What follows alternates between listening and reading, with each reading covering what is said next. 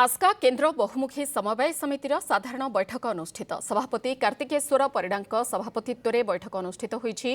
राज्य में देखा आलू संकट दूर करने सांगकु चाषी उद्देश्य चाष कार्य सब्सिडी माध्यम बिहन सार और कीटनाशक औषध जोगाइबा प्रस्ताव को गृहीत कर शीतल भंडार निर्माण कर प्रयास एपरी 10टी प्रस्ताव उपरे आलोचना करा जायछि।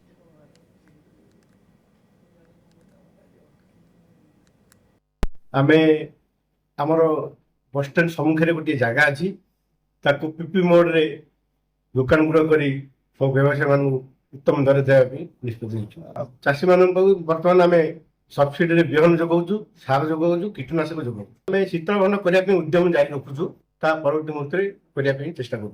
आगामी दिन में नाफेड चेयरमैन सहित मुगत दिन जोगाजोग कर आगामी दिन में जोगाजोग कर आगामी 15 दिन भितर आर कार्यक्रम आरंभ करने दृढ़ निष्पत्ति।